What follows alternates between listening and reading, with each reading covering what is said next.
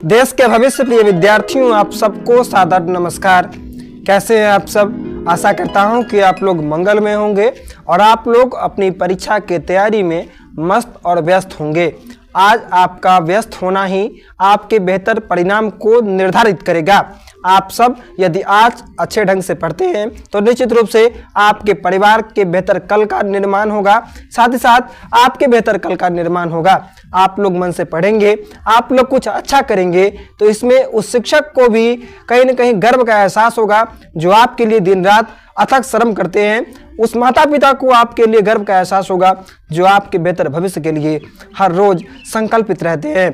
तो अपने माता पिता के सपनों को साकार करने के लिए, आप अपने सपनों को एक नवीन उड़ान देने के लिए आप लोग पढ़ते रहिए और एक दिन इतिहास रचिए और जीते जी कुछ ऐसा कर जाइए, कुछ ऐसा बेहतर परिणाम हासिल कीजिए, कुछ ऐसा अच्छा मुकाम हासिल कीजिए ताकि आपके माता पिता जिस रास्ते से होकर के गुजरे उन्हें आपके ऊपर गर्व हो और आपको अपने आप के ऊपर गर्व हो। इन्हीं मंगल शुभकामनाओं के साथ एक बार पुनः हाजिर हूँ एक और अध्याय को लेकर के जीव विज्ञान से, जिस अध्याय का नाम है परिवहन। और परिवहन से जो भी इंपॉर्टेंट प्रश्न है जो कि परीक्षा में पूछे जा चुके हैं तो उन तमाम प्रश्नों को लेकर के आज मैं आपके बीच में प्रेजेंट हूँ।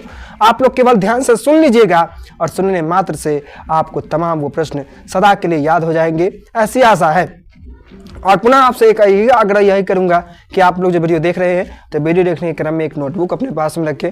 नोटबुक पर जो भी प्रश्न बताए जा रहे हैं उन प्रश्नों को लिखिए। सुनने के पश्चात आप उन तमाम प्रश्नों को कॉपी पर नोट भी कीजिए और कॉपी पर नोट करने के पश्चात क्या कीजिए, तो जैसे ही सवाल सेशन समाप्त होता है, जो भी क्वेश्चन आप नोट किए रहेंगे तो उन तमाम प्रश्नों को हल भी कीजिए। इससे यह होगा कि आपको वो प्रश्न सदा के लिए आपके मानस पटल पर अंकित हो जाएंगे। तो चलते हम लोग सवाल की ओर। प्रथम सवाल है कि रक्त के जमने में पट्टिकाणु की क्या भूमिका है? तो लिखेंगे रक्त के जमने में पट्टिकाणु की अहम भूमिका होती है। पट्टिकाणु द्वारा थ्रोम्बोप्लास्टिन नामक प्रोटीन का स्रवण होता है। थ्रोम्बोप्लास्टिन नामक प्रोटीन का स्रवण होता है जो कि रक्त के थक्का बनाने में अहम योगदान अदा करता है।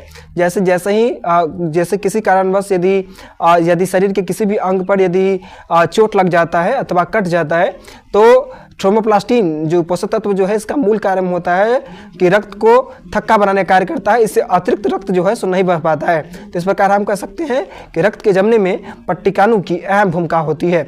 इसके पश्चात अगला इंपॉर्टेंट प्रश्न इस पार्ट से कि धमनी तथा शिरा में अंतर बताएं। तो लिखेंगे धमनी तथा शिरा में अंतर निम्नलिखित है। दो अंतर लिख दीजिएगा, पर्याप्त रहेगा। दो अंतर क्या लिखेंगे? तो लिखेंगे धमनी की दीवारें मोटी होती है, वहीं दूसरी ओर लिखिएगा आप लोग शिरा वाले कॉलम में कि शिरा की दीवारें पतली होती है। साथ ही साथ लिखेंगे धमनी वाले कॉलम में लिखेंगे धमनी में रक्त का प्रवाह हृदय से अंग की ओर होता है, जबकि शिरा में रक्त का प्रवाह अंग से हृदय की ओर होता है। तो इसी प्रकार अगला इंपॉर्टेंट प्रश्न है कि रक्त एवं लसिका में अंतर स्पष्ट करें। तो लिखेंगे रक्त एवं लसिका में निम्नलिखित अंतर है।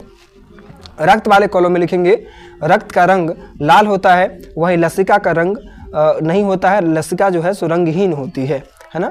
रक्त का रंग लाल होता है और लसिका रंगहीन होती है।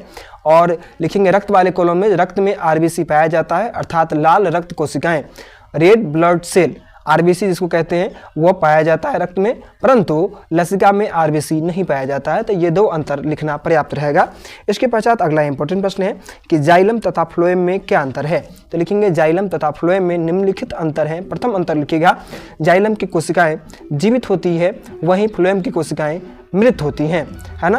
देन दूसरा हम लोग अंतर लिखेंगे जो जाइलम में जल एवं घुलित खनिज लवणों का जो परिवहन जो होता है वो जड़ से पत्तियों की ओर होता है, वहीं दूसरी ओर फ्लोएम में पत्तियों से लेकर के पौधे के जो विभिन्न भाग होते हैं, जड़ सहित विभिन्न भाग जितने होते हैं वहाँ तक जो भी घुलित खनिज लवण के द्वारा जो प्राप्त ऊर्जा होती है उसका प्रभाव होता है। इसके पश्चात अगला इंपॉर्टेंट प्रश्न है कि रक्त के दो कार्य बताएं। तो लिखेंगे रक्त के दो कार्य निम्नलिखित है। प्रथम कार्य लिखेंगे जो ऑक्सीजन का परिवहन, रक्त का प्रथम कार्य दूसरा कार्य लिखेंगे जो CO2 को फेफड़ों तक लाया जाना। यह रक्त के 2 मुख्य कार्य होते हैं। इसके पश्चात अगला इंपॉर्टेंट प्रश्न है, परिसंचरण तंत्र से आप क्या समझते हैं? तो लिखेंगे परिसंचरण तंत्र वह तंत्र है जिसके माध्यम से रुधिर शरीर के विभिन्न कोशिकाओं तक पहुंचाया जाता है ना। तो उसी तंत्र को क्या कहा जाता है? परिसंचरण तंत्र कहा जाता है। इसके पश्चात अगला इंपॉर्टेंट प्रश्न है, ऑक्सी हीमोग्लोबिन क्या है? तो लिखेंगे ऑक्सी हीमोग्लोबिन वह विधि है जिसमें ऑक्सीजन का हीमोग्लोबिन में मिलना माना जाता है, जिसे शुद्ध रक्त भी कहा जाता है। ऑक्सी हीमोग्लोबिन वह विधि जिसमें ऑक्सीजन का हीमोग्लोबिन में मिलना माना जाता है, जिसे शुद्ध रक्त भी कहा जाता है ना। इसके पश्चात अगला इंपॉर्टेंट प्रश्न है कि लसिका क्या है? इसके कार्यों को लिखें। तो लिखेंगे लसिका एक तरल संयोजी उत्तक है जो कि रंगहीन होती है और इसके मुख्य कार्य हैं कि कोशिकाओं तक पोषक तत्वों को पहुंचाना, है ना। पोषक तत्वों को कोशिकाओं तक पहुंचाना इसका मूल कार्य होता है। इसके पश्चात अगला इंपॉर्टेंट प्रश्न है कि पादप में भोजन स्थानांतरण कैसे होता है? तो लिखेंगे पादप में भोजन का स्थानांतरण जाइलम और फ्लोएम के द्वारा होता है। जाइलम के द्वारा जड़ों से लेकर के पत्तियों तक पहुंचाया जाता है और पत्तियों से लेकर के जो जड़ों तक और पेड़ पौधों के विभिन्न भागों तक पहुंचाने का मूल कार्य फ्लोएम द्वारा होता है। तो लिखेंगे पादप में भोजन का स्थानांतरण जो होता है ना, वो जाइलम और फ्लोएम नलिकाओं के द्वारा होता है। इसके पश्चात अगला इंपॉर्टेंट प्रश्न इस पार्ट से कि पौधों में गैसों का आदान प्रदान कैसे होता है? तो लिखेंगे पौधों में गैसों का आदान प्रदान विसरण प्रक्रिया के अंतर्गत रंध्र द्वारा होता है ना।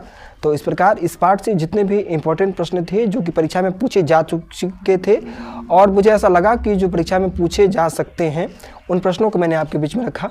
जितने भी चैप्टर वाइज जो भी आपको बताया जा चुका है क्वेश्चन, उन तमाम प्रश्नों को आप लोग एक बार पुनः देख लीजिए। वो प्रश्न जरूर आपको सदा के लिए याद हो जाएगा, ऐसी आशा है। आप लोग मन से पढ़ते रहिए, अभी का पढ़ा हुआ चीज़ आपको निश्चित रूप से अंत तक याद रहेगा और आप लोग जिस मुकाम को हासिल करेंगे वह मुकाम आपको गर्व का एहसास करवाएगा। आप लोग पढ़िए, आप लोग माता पिता के सपनों को लिखिए अपनी कलम से, अपनी मेहनत की कलम से। यही प्रार्थना माँ सरस्वती भगवती से करता हूँ कि माँ सरस्वती भगवती आप सबका भविष्य उज्जवल करे। धन्यवाद।